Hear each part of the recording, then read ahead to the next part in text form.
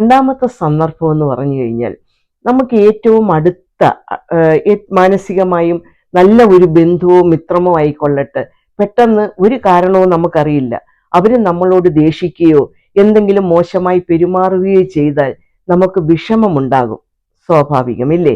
പക്ഷേ ആ വിഷമം കോപത്തിലോട്ട് പോകുമ്പോൾ അവർ എങ്ങനാണോ പ്രതികരിച്ചത് അതേ വേഗതയിൽ തന്നെ നമ്മൾ തിരിച്ചും പ്രതികരിക്കുകയാണെങ്കിൽ ഒരു നിമിഷം കൊണ്ട് വർഷങ്ങളായി ഉണ്ടാക്കിയെടുത്ത ബന്ധം അവിടെ തിരിശീല വീഴും.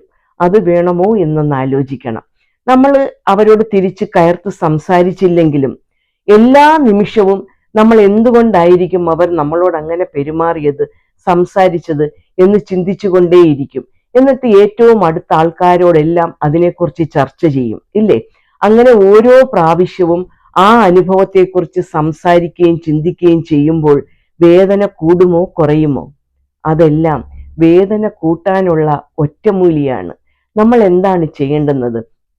അന്ന് നമ്മളിലേക്ക് തിരിഞ്ഞു നോക്കുന്ന സന്ദർഭത്തിൽ ആ ആ സിറ്റുവേഷൻ ഒന്നും കൂടി ഒന്ന് റിവൈൻഡ് ചെയ്തിട്ട് ചിന്തിക്കണം.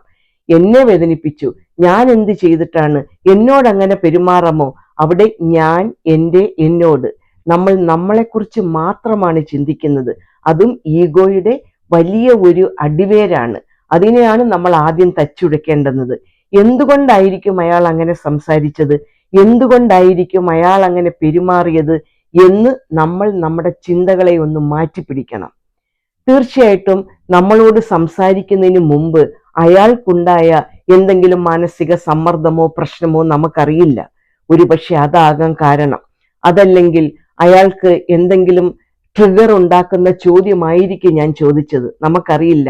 അയാൾക്കത് ഇഷ്ടപ്പെടാത്തയോ അല്ലെങ്കിൽ അയാൾക്ക് എന്തെങ്കിലും ഭൂതകാല കയ്പ് നിറഞ്ഞ ഒരു അനുഭവമുള്ള ചോദ്യമാണ് ഞാൻ ചോദിച്ചതെങ്കിൽ പെട്ടെന്ന് അയാൾക്ക് ദേഷ്യം വന്നതായിരിക്കും.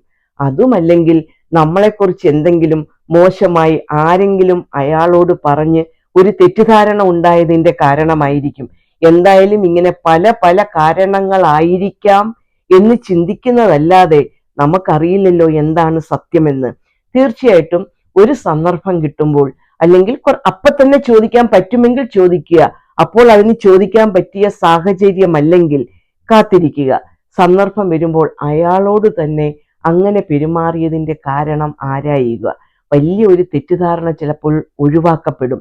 നമ്മൾ വർഷങ്ങളായി ഉണ്ടാക്കിയ നല്ലൊരു സൗഹൃദമായിരിക്കും സംരക്ഷിക്കപ്പെടുന്നത്.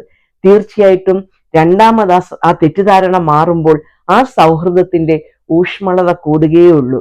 അങ്ങനെ ചെയ്യുന്നതല്ലേ നല്ലത്? നിങ്ങളുടെ അഭിപ്രായം അല്ലെങ്കിൽ അനുഭവം